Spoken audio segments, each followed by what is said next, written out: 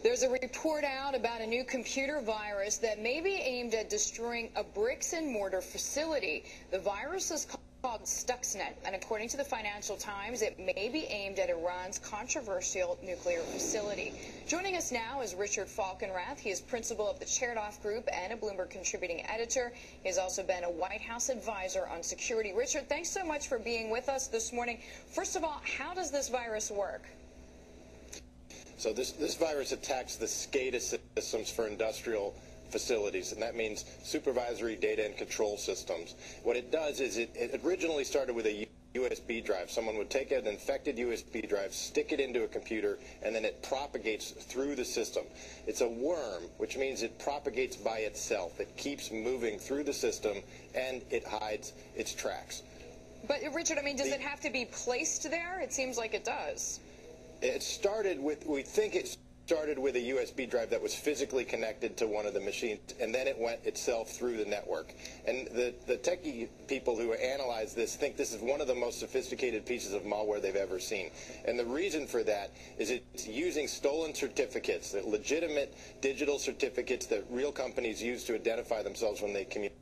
They were stolen, and then it exploits 4 previously unknown vulnerabilities in the Windows operating system. These are called day zero vulnerabilities. And the theory is, among the security experts, is that this took the resources of a nation state to create a piece of malware this sophisticated. Well, Richard, I was going to ask you about that because I'm reading this article as well. I read it said well-financed, highly organized team had to put it together. What are the chances that the U.S. created it? And I'm asking you that because it seems like Iran has the most infections out there.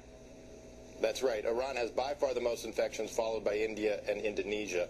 And it is theoretically possible that the U.S. government did this, but in my judgment is a very remote possibility. More likely, frankly, is Israel. That Israel did it. It's not impossible that some group of hackers did it, but the security experts that are studying this really think this required the resources of a nation state. For the U.S. government to launch a piece of malware like this against industrial systems, a very risky thing to do because it can't really be controlled. It can spread beyond the place that's being targeted. But I want to ask you, I mean, do countries, I mean, we're talking about Iran in this context of its controversial nuclear site, but is Iran really running its nuclear power, its nuclear plant on Windows software? Well, yeah, the main power plant there uses Windows PCs with a Siemens-provided industrial control software package, and that in the diagnostics is how this virus got into it.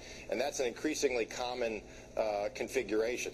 It also seems of increasing concern because, I don't know, I've used Windows, I know other people who have, and it's not stable even without a virus sometimes. So, I mean, should a nuclear system really be hinged on that kind of software?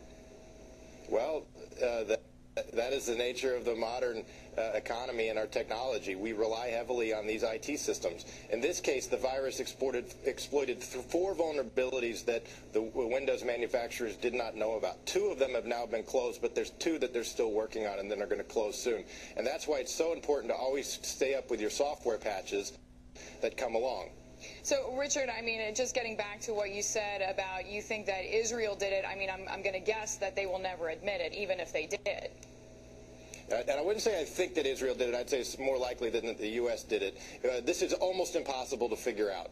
The forensics of tracing this back, trying to determine who launches these things originally is extremely difficult. So this is really pure conjecture on who did it. I do know something, though, about how the U.S. government makes its decisions on whether to launch what we call an offensive information warfare attack, which this would be. Okay. And the bar is quite high. All right, Richard, thanks as always for joining us. Richard Falkenrath, contributing editor here at Bloomberg and principal at the Chertoff Group.